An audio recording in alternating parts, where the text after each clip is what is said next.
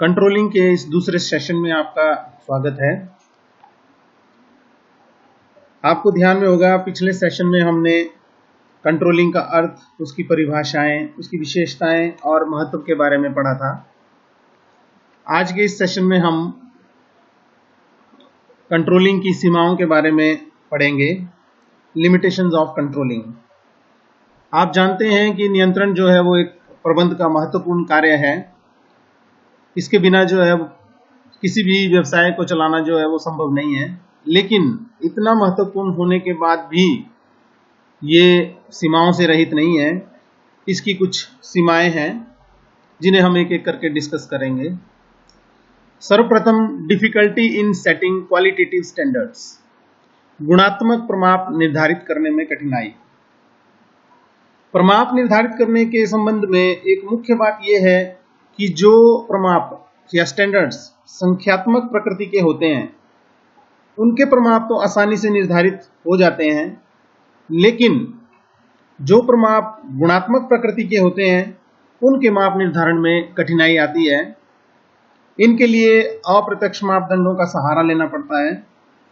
उदाहरण के लिए जैसे कर्मचारियों के ऊंचे मनोबल को मापना, ये एक गुणात्मक प्रमाप है। इसे सीधे तरीके से नहीं मापा जा सकता है। इसको मापने के लिए श्रम परिवर्तन दर, अनुपस्थिति दर, झगड़ों की दर, इन सब को देखा जाएगा। जहां पर झगड़े ज्यादातर होते हैं, जहां कर्मचारियों में अनुपस्थिति ज्यादा पाई जाती है, अगर वहां कहीं पर ऐसी दरें ऊंची हो तो हम ये कह सकते हैं कि वहां के कर्मचारियों का मनोबल जो है वो ऊंचा नहीं है। तो हम ये कह सकते हैं कि सभी कार्यों के लिए संख्यात्मक प्रमाप निर्धारित नहीं हो सकते हैं और गुणात्मक प्रमाप वो पूर्णतः रूप से शुद्ध नहीं होते। तो इसलिए ये नियंत्रण की सीमा के अंतर्गत आता है। ये एक कमी है इसकी कि जब भी हम प्रमाप निर्धारित करेंगे तो अगर वो संख्यात्मक हुए तो हम उन्हें जो है वो आसानी से निर्धारित कर सकते हैं और उसका कंपैरिजन भी कर सकते हैं। लेकिन अगर स्टैंडर्ड्स क्वालिटेटिव नेचर के हुए तो पहले तो उनके माप निर्धारण में ही कठिनाई आ जाती है और उसके बाद जो है वो उसको कैसे हम स्टैंडर्ड्स को कंपेयर करेंगे वो भी एक संस्था के लिए मुश्किल हो जाता है। तो ये यहाँ पर जो है वो एक कंट्रोलिंग सिस्टम, जब हम गुणात्मक प्रमाप को लेकर बात करते हैं तो वहाँ जो है वो ये कंट्रोलिंग सिस्टम जो है वो उतना इफेक्टिव नहीं हो पाता है ऐसे स्टैंडर्ड्स के ऊपर। दूसरा है, बाहरी तत्वों पर कोई नियंत्रण नहीं। हर व्यवसाय में जो है वो कंट्रोलिंग की जाती है, जैसे जो भी हमने प्लान किया उसके लिए कंट्रोलिंग की जाती है, लेकिन हम कंट्रोलिंग सिर्फ उसी की कर पाएंगे जो हमारे कंट्रोल में हो। जैसे किसी व्यवसाय के आंतरिक तत्व, प्रबंध जो है वो आंतरिक तत्व जैसे मानव, माल, मशीन, इन पर कंट्रोल कर सकता है जो उसके अधिकार क्षेत्र में आते हैं। मानव का मतलब है यहाँ पर कर्मचारी, माल मतलब के जो हम मटेरियल बिजनेस में यूज कर रहे हैं, मशीनें जो व्यवसाय में प्रयोग में लाई जा रही हैं, इनके ऊपर जो है वो प्रबंध कंट्रोल कर सकता है। लेकिन बाहरी तत्व भी जो है वो व्यवसाय को प्रभावित करते हैं, जैसे government policies, technical changes, competition का जमाना है तो कंपटीशन इत्यादि, इन सब पे जो है वो कंट्रोल करना असंभव है क्योंकि ये जो है वो हमारे व्यवसाय से बाहर होते हैं। लेकिन इनका जो है वो व्यवसाय पे प्रभाव बहुत रहता है, पर इनके ऊपर कंट्रोल करना जो है वो एक व्यवसाय के लिए या व्यवसाय के मैनेजमेंट के लिए थोड़ा असंभव सा है। अतः हम ये बोल सकते हैं कि पूर्ण नियंत्रण की स्थिति स्थापित करना जो है वो बहुत मुश्किल है। तीसरा है, कर्मचारियों द्वारा विरोध, रेजिस्टेंस फॉर एम्प्लॉइज। कंट्रोलिंग जो है वो कहाँ और हमारी जो है वो फेल हो जाती है, वो है जब कर्मचारियों द्वारा विरोध किया जाता है। आज के युग में बिजनेस में जो है वो लगातार व्यावसायिक वातावरण में बार बार जो है वो परिवर्तन होते रहते हैं। नई नई टेक्निक्स जो है वो बन रही हैं और व्यवसाय के लिए लाभकारी भी होती हैं, जिन्हें कि हर व्यवसायी जो है वो अपने बिजनेस में लाना चाहता है, पर कर्मचारी जो है वो हर नई टेक्निक का विरोध करते हैं। जैसे कि एक एग्जाम्पल है, मान लीजिए किसी संस्था के हॉल में या कारखाने में कर्मचारी काम कर रहे हैं, उनकी गतिविधियों पर कंट्रोल करने के लिए अगर हम सीसीटीवी लगा दिए जाएं तो वहां पर निश्चित रूप से कर्मचारी जो है वो विरोध करेंगे और उनको लगेगा कि हमारे कार्य प्रणाली के ऊपर जो है वो शक किया जा रहा है कि हम जो है वो कामचोर है या कुछ इस तरह की बातें उनके मन में आने लगती है, जहां पर जो है वो कर्मचारियों के मन में विरोध उत्पन्न होने लगता है और वो संस्था के विरुद्ध खड़े हो जाते हैं। तो ऐसी जगह पर जो है वो कंट्रोलिंग जो है वो निष्फल हो जाती है, ये कमी है। चौथी है कॉस्टली प्रोसेस, महंगी प्रक्रिया है ये। नियंत्रण प्रक्रिया को लागू करने में बहुत धन, समय और प्रयास की जरूरत होती है। बहुत बड़ी बड़ी संस्थाएं जो होती हैं, मल्टीनेशनल कंपनीज या हाई लेवल की कंपनीज जो होती हैं, वो पैसा भी कंट्रोलिंग के ऊपर यूज करती हैं, समय भी देती हैं और बहुत सारे प्रयास भी करती हैं। लेकिन हर व्यवसाय के लिए ये संभव नहीं है। इसलिए प्रबंधकों को चाहिए कि ऐसी नियंत्रण प्रणाली लागू करें जिससे प्राप्त लाभ नियंत्रण की लागतों से अधिक हो, तभी जो है वो कंट्रोलिंग सक्सेस हो सकती है। तो ये हमारी जो है वो कंट्रोलिंग की कमियां थी। हम जो है वो कंट्रोलिंग को एक बहुत महत्वपूर्ण पार्ट मानते हैं और है भी, लेकिन उसके बावजूद भी ये कुछ कमियां हैं जहां पर कंट्रोलिंग जो है वो थोड़ी कमजोर पड़ने लगती है।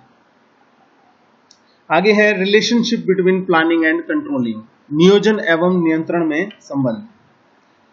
अब हम जो है वो नियोजन, जो कि एक मैनेजमेंट का पहला फंक्शन है, और कंट्रोलिंग जो मैनेजमेंट का अंतिम फंक्शन है, इन दोनों के रिलेशन को समझेंगे। और इनके रिलेशन को जो है वो दो भागों में बांटा गया है। सर्वप्रथम है interdependence between planning and control, नियोजन एवं नियंत्रण की एक दूसरे पर निर्भरता। और दूसरा है difference between planning and controlling. पहले हमें जो है वो नियोजन और नियंत्रण की एक दूसरे पर निर्भरता के हिसाब से इसको समझना है, और फिर ये भी समझना है कि ये दोनों आपस में भिन्न किस प्रकार से हैं। तो सर्वप्रथम हम जो है वो interdependence between planning and control के बारे में पढ़ेंगे। प्रबंध के नियोजन एवं नियंत्रण कार्यों में गहरा संबंध है। प्लानिंग और कंट्रोलिंग का आपस में बहुत ही गहरा रिलेशन है। इनके संबंध के महत्व को दर्शाते हुए प्राय ये कहा जाता है कि नियोजन नियंत्रण के अभाव में अर्थहीन है और नियंत्रण नियोजन के अभाव में अंधा है। Planning is meaningless without controlling and controlling is blind without planning. तो हम जो है वो इन दोनों स्टेटमेंट को जो है वो अभी ध्यान से समझेंगे। Planning is meaningless without controlling and controlling is blind without planning.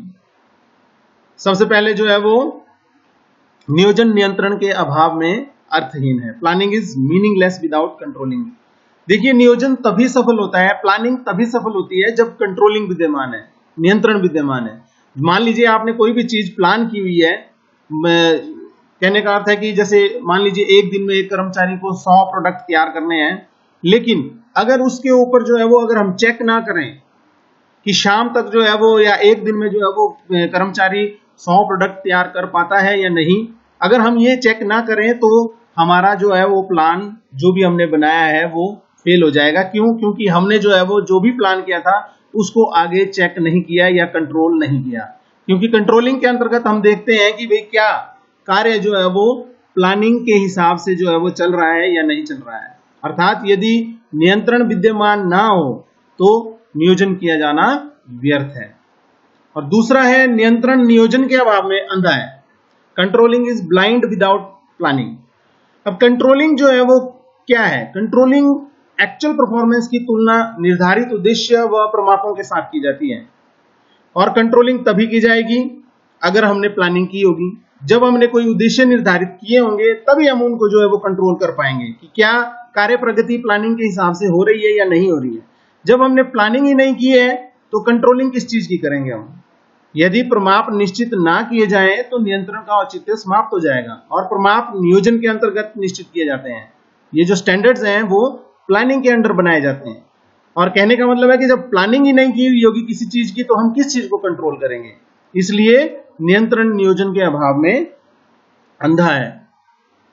ये हमारे पास इंटरडिपेंडेंस थी। एक में हमने बताया है कि नियोजन नियंत्रण के अभाव में अर्थहीन है और दूसरे में हमने बताया है कि नियंत्रण नियोजन के अभाव में अंधा है। तो कहने का मतलब है कि ये दोनों एक दूसरे पर निर्भर है।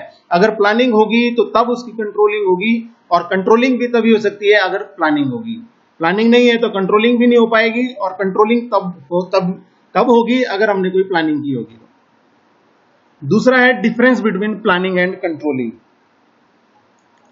नियोजन और नियंत्रण एक दूसरे के बिना अपूर्ण है। अभी पिछले स्लाइड में हमने जो है वो इसको समझा, परंतु इसका अर्थ ये नहीं है कि इनके बीच में डिफरेंस नहीं है, इनके बीच में अंतर भी है। इन्हें भी हम समझेंगे। पहले है नियोजन आगे देखना है जबकि नियंत्रण पीछे देखना। ये इनके बीच में डिफरेंस है। प्लानिंग जो है वो भविष्य के लिए बनाई जाती है और भविष्य में की जाने वाली कार्यवाही को ही निर्धारित करती है। हम जब भी प्लान करते हैं तो वो भविष्य के लिए बनाते हैं कि हम ऐसा करेंगे, हम ये उद्देश्य निर्धारित करेंगे और इस तरह से कार्य किया जाएगा, दैट इज प्लानिंग। जबकि नियंत्रण क्या है? नियंत्रण जो है वो हम ये देख रहे हैं कि जो हमने कार्य प्रमाप निर्धारित किए थे, जो ऑब्जेक्टिव्स हमने निर्धारित किए, उद्देश्य निर्धारित किए हैं, या जैसी हमने प्लानिंग की है, क्या वैसे ही कार्य हुआ है या नहीं। अतः यह स्पष्ट है कि नियोजन जो है वो भविष्य देखता है कि हमने भविष्य में क्या कार्य करना है, और नियंत्रण जो है वो पीछे देखता है। कहने का मतलब है नियंत्रण तब होता है कि भाई हम देखते हैं कि हमने क्या प्लान किया था पहले, जिसके अनुसार कार्य हो रहा है या नहीं हो रहा है। तो हम कह सकते हैं planning is looking ahead whereas controlling is looking back. Planning में हम भविष्य के लिए रणनीति बनाते हैं और कंट्रोलिंग के अंतर्गत हम ये देखते हैं कि पास्ट में हमने जो भूतकाल में जो हमने प्लानिंग की थी, क्या उस हिसाब से काम हो रहा है या नहीं हो रहा है। तो ये सिंपल सा डिफरेंस है कि प्लानिंग जो है वो आगे देखना है जबकि नियंत्रण पीछे देखना है। दूसरा डिफरेंस है नियोजन प्रबंधकीय प्रक्रिया का पहला कार्य है तथा नियंत्रण अंतिम। आपने मैनेजमेंट के फंक्शंस की सीक्वेंस पढ़ी है। प्रबंधकीय प्रक्रिया जो है वो एक क्रम में चलती है, पहले प्लानिंग, फिर ऑर्गेनाइजेशन, फिर स्टाफिंग, फिर डायरेक्शन एंड फिर कंट्रोलिंग। तो ये क्रम जो है वो हमें ये बता रहा है कि जो प्लानिंग है वो हमारा सर्वप्रथम कार्य है प्रबंध का, जबकि जो कंट्रोलिंग है वो हमारे इस प्रबंधकीय प्रक्रिया का अंतिम कार्य है। तो ये था difference between planning and controlling. सुरक्षित रहें, फेस मास्क पहने, 2 गज की दूरी बनाए रखें और अपने हाथ साबुन से बार बार धोएं। आज के लिए इतना ही, बाकी का हम जो है वो अगले सेशन में पढ़ेंगे। Have a nice day.